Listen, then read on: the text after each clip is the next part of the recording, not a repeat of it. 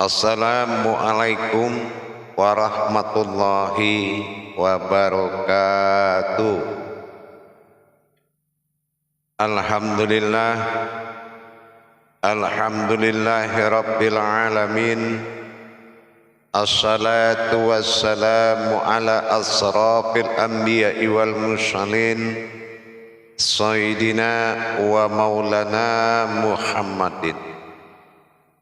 Ashhadu an la ilaha illallahul malikul haqqul mubin wa ashhadu anna Muhammadan abduhu wa rasuluhu was-sadiqul wa'dal amin. Allahumma shalli wa sallim wa barik wa karim ahzanul nabil karim ihdinil ladzi min jamalika wa innal ladzi min jalalika wa innahu min kitabika wa tahirin wal mujahidina amma ba'du ibadullah wa ittaqullah. Bersyukur kita kepada Allah dengan mengucapkan alhamdulillahi rabbil alamin atas segala limpahan karunia rahmah dan hidayah, serta dengan izinnya juga kita dapat menjalankan amanahnya beramal dan beribadah zahir batin dunia dan akhirat. Bersalam kita tidak akan pernah terlupakan. Marilah sama-sama kita panjatkan dan kita sampaikan kepada junjungan kita Nabi Allah, Nabiul Akhirul Zaman, Rasulullah Muhammad sallallahu alaihi wasallam. Atasnya kalimahnya kita kalamkan dengan membacakan Allahumma sholli ala sayyidina Muhammad wa ala alihi sayyidina Muhammad. Alhamdulillah bertemu lagi dengan saya Guru Mursyid Syekh Nur Muhammad Buya Irwan Maulana Al-Qalidi, Pasaman, Sumatera Barat. Tentunya dalam rangka meningkatkan iman dan takwa kita kepada Allah, marilah sama-sama kita bertolabul ilmi dalam makom majelis zikir ma'rifatullah. Tentunya dalam naungan Yayasan Islam Hidayatul Mubarakah Indonesia. Sudah pasti dalam masa wadah syiar YouTube Buya Pasaman Timur yang insya Allah selalu berbagi wawasan dan ilmu pengetahuan. Alhamdulillah pada waktu dan kesempatan yang sangat kita muliakan ini, saya akan berbagi tentang tauhid ilahiyah, bagaimana kiat-kiat melaksanakan kewajiban diri bertuhan kepada Allah. Kiat-kiat bertuhan ini ada dua makna. Pertama, apakah kiat ini bertuhan atau kiat berkodrat Tuhan, atau memang sebaliknya. Dalam arti kata, tingkat penyembahan itu ditentukan oleh tingkat pengenalan. Tingkat pengenalan inilah yang wajib kita jalankan sesuai dikatakan oleh Allah dalam surat An-Kabut ayat 96, sehingga kita memang benar-benar bagaimana caranya kita betul-betul mencari, ya, benar-benar memiliki niat yang kuat tentang bagaimana caranya kita mentauhidkan diri kita kepada Allah. Mentauhidkan ini dalam arti kata memperjalankan iman rohani kita, memperjalankan iman rohani kita menuju berkah, hidayah, karomah. Inilah yang paling diutamakan dalam hal memperluas perjalanan pengenalan diri kepada Allah. Tentulah ada tahap-tahapannya. Nah, tahapan langkah-langkah dari tajalli diri kita kepada Allah. Dari mulai pengenalan asma, mendapatkan diri, pengenalan diri, mendapatkan Tuhan, tentulah kita lanjutkan ke pengenalan Tuhan, mendapatkan keakuannya. Akunya inilah yang berperan sebagai Tuhan pada zat yang dimuliakan, zat gunah, atau dikatakan dengan zat zahiru wal batin. Penyembahan dalam pendekatan ketuhanan adalah awal. Penyembahan itu awal. Terutama yang diutamakan sekali adalah ketuhanannya. Mendapatkan ketuhanannya melalui awal penyembahan ini adalah masa tauhid.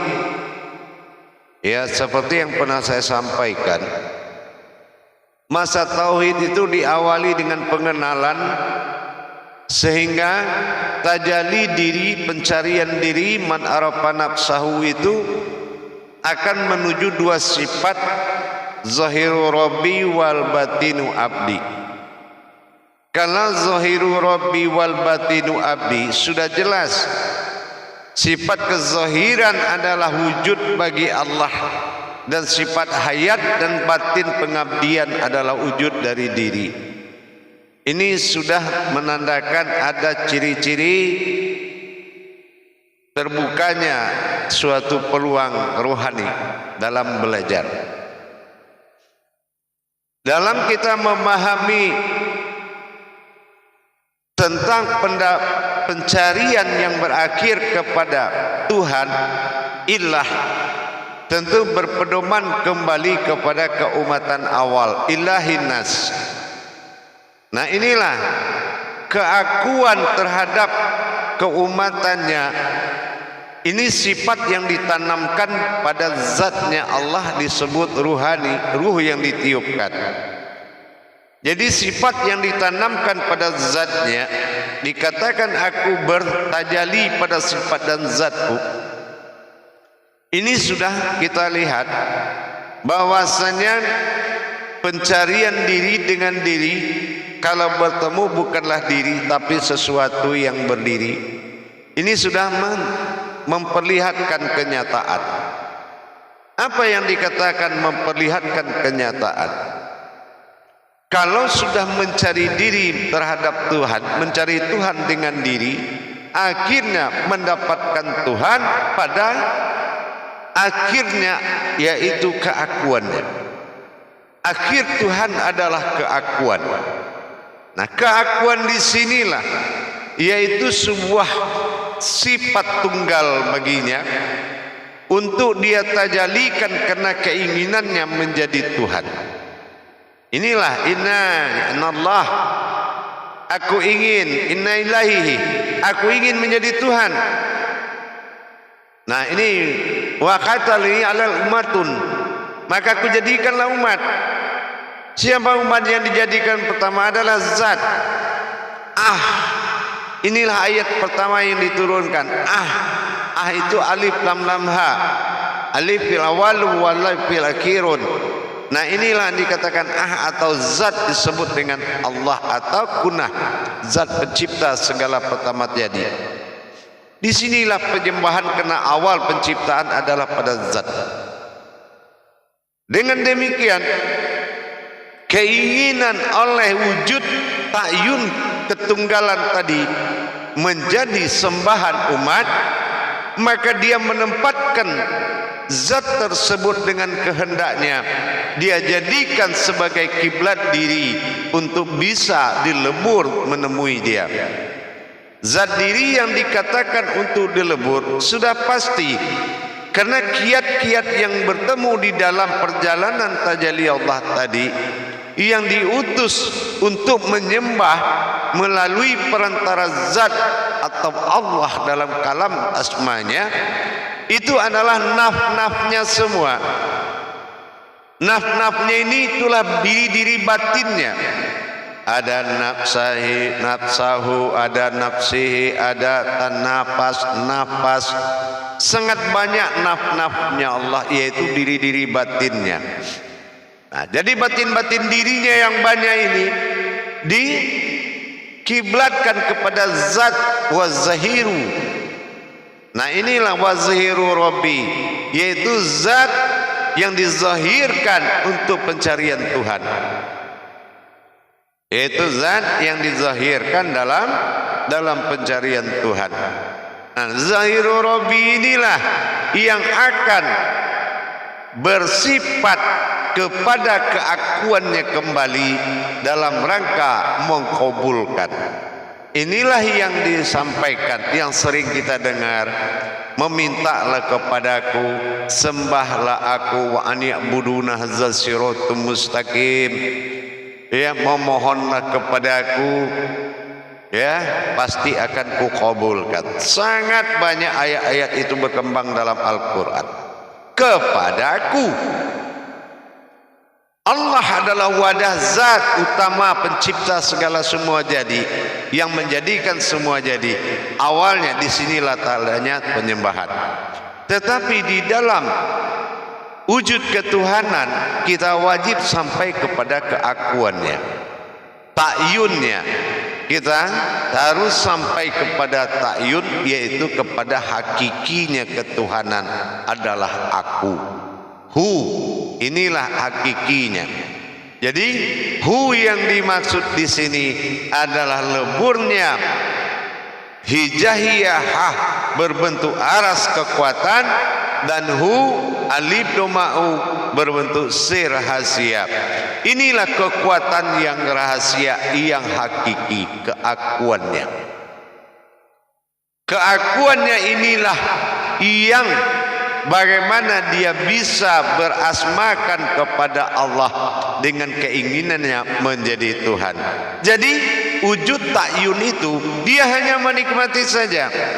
Bagaimana keakuan yang dia ambil dari dirinya yang selalu menjadi suatu khauni dalam berbicara, suatu kodrat dalam berkehendak, dengan hati nuraninya yang dia taruh di dalam wujud keakuannya pada zat.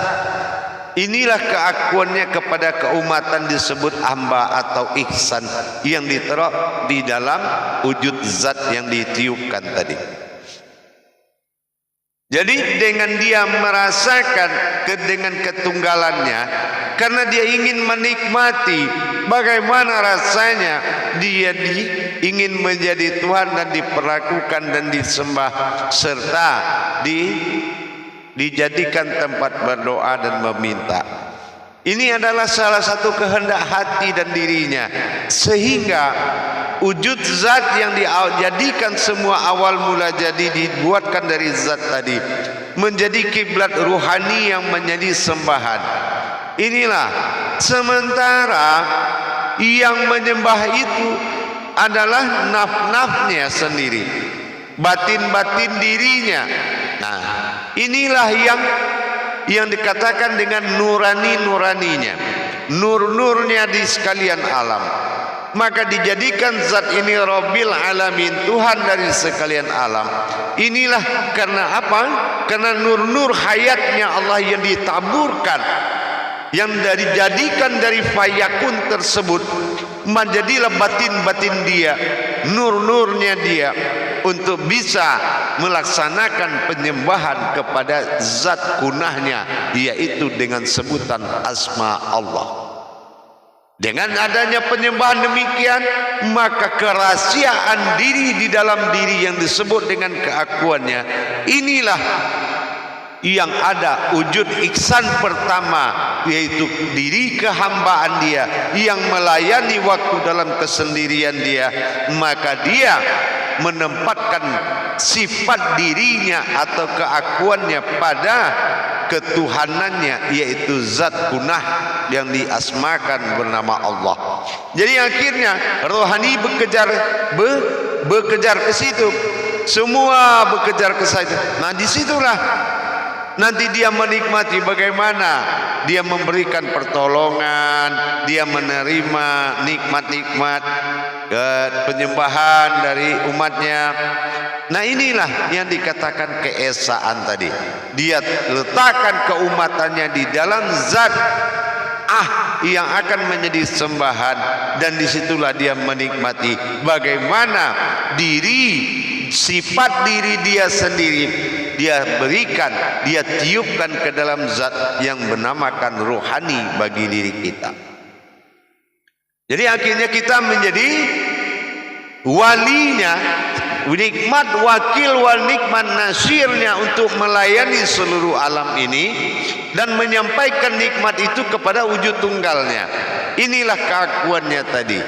Jadi dalam kita melaksanakan perbuatan sahadah dan sa'adiyah langsung tidak langsung tadi, ini kita perlihatkan seperti penyembahan. Nah, seperti yang pernah saya sampaikan di tayangan sebelumnya, ada kala berdiri itu disembah, ada kala kodrat berdiri itu menyembah. Nah, kalau dia disembah berarti kodrat yang ada dalam rakaat, dia akan menyembah kodrat Al-Fatihah. Diri yang ada di dalam Al-Fatihah yang akan disembah oleh kodrat yang ada di sekitar Rabbil Alamin, atau disebut dengan Fatihatun Nasyun. Nah, ini penyembahannya, dia disembah. Dan apabila dia menyembah, maka dia harus luput zat ini kepada keakuannya yang ditanamkan di dalam zat tadi, penyembahan tadi. Inilah yang akan lebur kepada sejatinya dirinya. Inilah Tuhan, sejati dirinya, yaitu keakuan akhirnya. Tapi sejati diri yang ada di dalam keakuan ibadah, keakuan ketuhanannya, ini yang disebut dengan Tuhan. Tetapi keakuan pada dirinya sendiri, takyunnya, inilah masa akhirnya, ketunggalan wahidnya. Disinilah penyembahan diri kepada dirinya sendiri. Nah, ini yang dikatakan al-ahadun amubuduni wal wahidun, hanya satu diriku yang bisa menyembah kepadaku. Tapi kalau untuk keakuannya pada ketuhanannya, ini adalah sembahan wa an ya'buduna hazza siratum mustaqim. Sembahlah aku, itu jalan yang lurus. Nah, ini dalam makom ketuhanan. Ada keakuan dalam ketuhanan dan ada keakuan dalam kesendirian. Ini dikatakan aku adalah aku. Dengan demikian kita sudah mulai bisa menerima dan menjalankan kiat-kiat ketuhanan tadi dengan memperlihatkan wujud kepada sekalian alam untuk disembah dengan mengetahui kodrat-kodrat yang ada di dalam rakaat. Begitu tajalli Fatihatun Nasyun, berdirilah diri rahasia dalam Al-Fatihah, disembah oleh kodrat-kodrat yang ada dalam rakaat. Ini disembah. Bagaimana dia menyembah? Kalau yang berdiri menyembah itu adalah luputnya keakuannya, ya, kepada diri tunggalnya kembali. Disinilah penyembahan keakuan kepada diriku sendiri. Nah, itu sangat, takbir ini memiliki keluasan yang sangat luar biasa, ya. Nilai takbir itu sangat menentukan dan sangat luar biasa dan memiliki tingkatan-tingkatan tauhid. Mudah-mudahan ini bisa dipahami karena ini sangat penting dipelajari. Karena di dalam Islam ada dua kata ketuhanan, satu ilah dan satu Allah. Sekali lagi saya sampaikan, di dalam Islam ada dua kata ketuhanan, ada disebut dengan Allah dan ada disebut dengan ilah. Hati-hati dalam menjalankan, tuntutlah ilmunya biar berkah dalam memperjalankan. Jangan salah menjalankan. La ilaha illallah wa la na'budu bihaqqin. Boleh kamu katakan tidak ada Tuhan selain Allah, tapi hati-hatilah jangan salah menyembahnya. Insya Allah mudah-mudahan bisa dipahami dan bisa dijalankan dengan ikhlas, apalagi dengan niat yang sangat tulus, sangat kuat, sehingga kita mendapatkan mana yang nama, mana yang punya nama. Kalau kita sudah bisa membedakan mana yang nama dan mana yang punya nama, maka jelaslah sholat itu allazina yu'minuna wa bil ghaibi wa yuqimuna sholat wa mimma razaqnahum hum yunfiqun. Jelas bahwa salat itu allazina yu'minuna wabil ghaib, kita harus tahu, yakin kepada yang gaib. Maksudnya, hakikatnya adalah wa yuqimunas shalah, hakikat yang ada di dalam salat. Nah, kalau kita sudah yakin kepada hakikat yang ada dalam salat, wa mimma razaqnahum yunfikun, disitulah letaknya nikmat rahasia yang besar.